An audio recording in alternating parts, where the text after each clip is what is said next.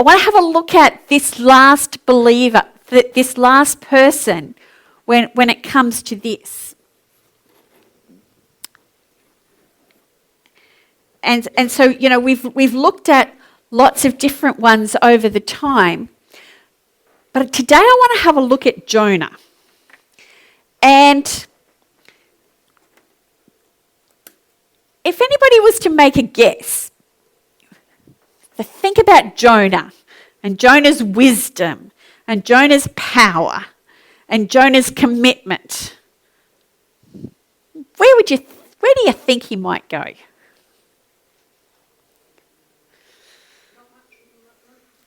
Not much commitment, yep. So that's probably one of his lower points. So probably Jonah is going to be, hang on, something like that.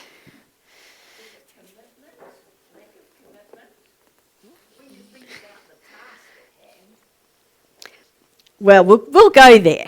We will go there.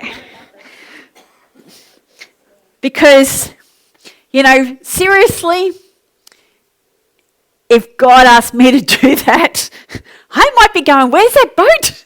I want to that boat too. So we're going to have a look at the story of Jonah this morning. And Jonah is only 4 chapters long. So I'm not going to actually read lots. I'm going to just tell you the story because this story goes pretty much through all 4 chapters. And, as I was preparing for this sermon this week, and I went, this is actually a really good story just to sit and read through the book of Jonah. You can read through it in one sitting really, really easy. If you haven't read it for a while, I'd really encourage you to have a read of it this afternoon. So God gave Jonah a job to do. Go to the city of Nineveh and preach against it and tell them that God knows about their wickedness. Now, it was hard enough for a Jewish prophet to stand up and go to a Jewish city who believed in God and go, God's not happy with you, you haven't been living their way, because they knew the way that they were supposed to live. Nineveh was not that city. Nineveh was actually the capital city of the Assyrians. And so this would be like going to Baghdad today and going, the Christian God is telling you that I'm going to judge you and destruction is going to happen because you are not living his ways. Anybody want to think about how that would go? This is why Jonah ran. Seriously? God, I might run too. That's a really hard thing. But even more than that, chapter 4 tells us that Jonah had another reason for not wanting to go. He didn't want to go because chapter 4 verse 2 and 3 says, I knew that you are a gracious and compassionate God, slow to anger and abounding in love, a God who relents from sending calamity. Now, Lord, take away my life, for it's better for me to live or die, to die than live. Jonah goes, God, I know what's going to happen. You're going to send me to Nineveh. I am going to put myself out there. I am going to tell them all. They're going to repent. You're not going to send the calamity. You're going to forgive them. And then I'm going to look like a jackass. So, Jonah's going, I don't want to do this. So, to start off with, Jonah did not obey. God goes, go to the city of Nineveh and tell the people that they're going to be judged for misbehaving. Nineveh was that direction. Jonah went that direction. He took the first boat that he could, it was probably not very fast in those days, and he sailed off to Tarshish. To him, it was better to run away than try and do what God was asking him to do. But God hadn't finished with Jonah yet. He sent a storm, a really, really bad storm. And it's interesting to see Jonah's reaction in the middle of this storm. Anybody remember what he was doing as the storm's raging? He's asleep. He's asleep. Sounds a little bit like Jesus asleep in the middle of the boat, doesn't it? Jonah's asleep. Everybody else is running around. They wake him up and they go, Jonah, get up and pray to your God. You know, we're all praying to our gods. You need to pray to your God. And initially he didn't say anything. And then he goes, well, actually, I'm running away from my God because my God told me to do something and I don't want to do it. So I'm heading over here. And the only way for you to stop this storm is to throw me overboard. I actually think that took a lot of courage for Jonah to say that, because realistically, that was very self-sacrificing, wasn't it? You know, I'm going to die, because you wouldn't expect a big fish to be sitting there waiting to swallow you. I'm going to die, but that's going to live. And of course, the people, they didn't want to do that. So they went, oh, well, we'll just see if we can battle through it. We'll see if we can battle through it. And that didn't work. And so they ended up throwing Jonah overboard. And of course, as soon as they did, the sea calmed down and everyone was safe. But God still hasn't finished with Jonah. He sends this big fish to swallow him. And it says for 3 days, Jonah was inside that fish and then he prays. You know, that amazes me a little bit, because I've got to say, if I sat there, you know, there are times in your life where I forget to pray about things and I forget, but when I'm in trouble, that's generally my first go-to. God, get me out of here. A big fish swallows me, I'd be going, God, get me out of here, fast. But it seemed to take Jonah 3 days to get to that stage. Maybe he went, well, God's forgotten me. God, oh, I'm still alive. Still alive. I don't know how I'm still alive, but I'm still alive. And God gets this fish to go and vomit him up on the beach. So finally, Jonah does what he is asked to do. He goes to Nineveh and he gives them God's message. Must say he does it with a pretty bad attitude, but he does it.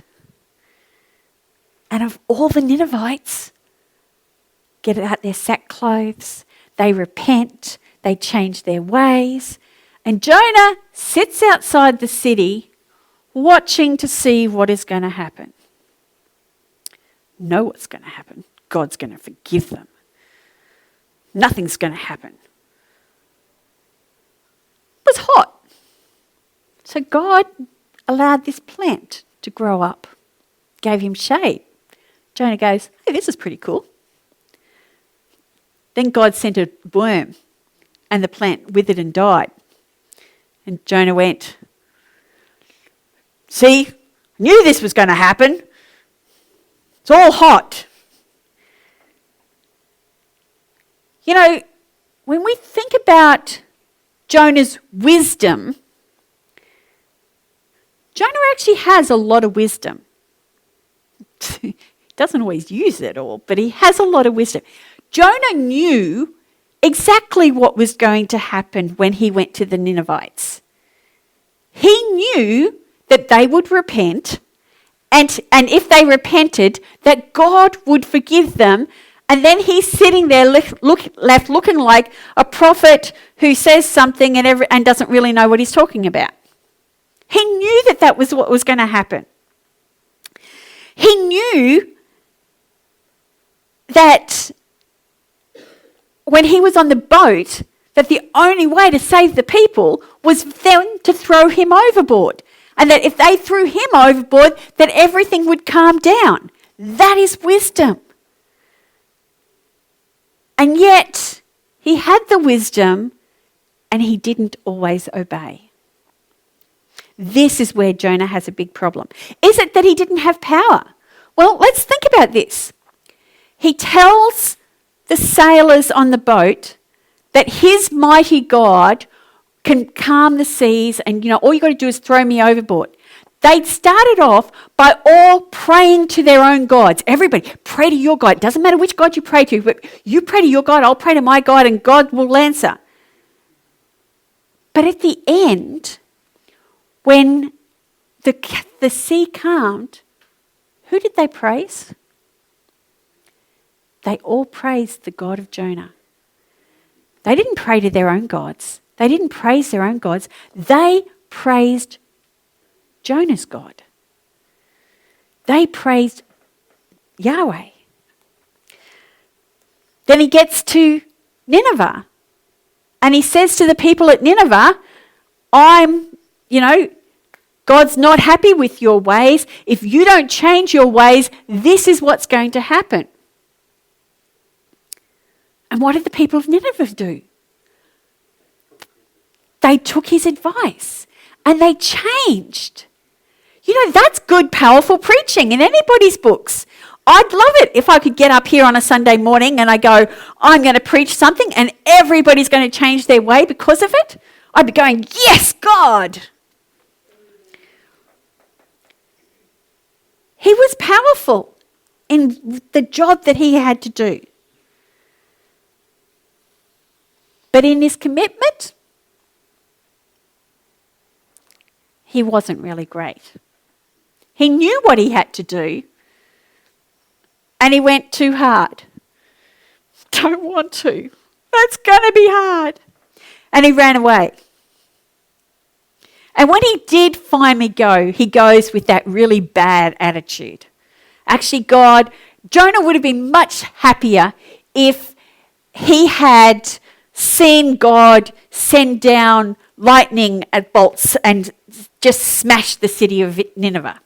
He would have been happy then, because he wouldn't have looked like the jackass. So he didn't have this great commitment. It took him a while to get there, but he did eventually go. But how did God deal with Jonah? I'm going to read you this bit. God acted both lovingly and drastically. He allowed Jonah to be thrown into the sea and provided a fish to swallow him and then vomit him back onto the land. When the sun was burning Jonah as he was sitting outside the city of Nineveh, waiting to see what was going to happen, God allowed a plant to grow and give Jonah shade. But God also sent the worm to kill the plant. Why did God treat Jonah this way? It was because of his starting point. He was a man of extraordinary power and wisdom. How do you teach obedience to a person who knows the will of God and who has success in his ministry, but is not willing to be obedient to his or her call? There are times that God can use a big stick to prompt us on our way. We see it in Jonah with the fish. But we also see this loving God who restores Jonah and sets him up there on the path again.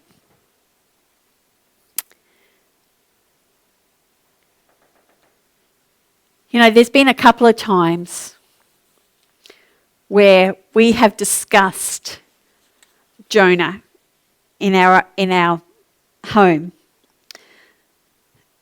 And we've discussed the call that God brought us here. And we've discussed the pull of home. And Andrew said to me one day, he goes, "Are you going to do a Jonah? You know how that worked out." I'm not going to do a Jonah. But I get that pull of Jonah. I've been a bit of Jonah in my life at times. Maybe not deliberately going against God, but knowing the will of God and knowing what he wants me to do. And just going, yeah, God, my way's really not that bad. I can do this. And there's been times that God's had to take the crook or the stick or whatever it is to help lovingly restore. In a little bit, we're going to do some praise and worship, but in a little bit, we're going to come up with, we've now looked at the 6 characters. Thomas, who was a skeptical believer. Mary.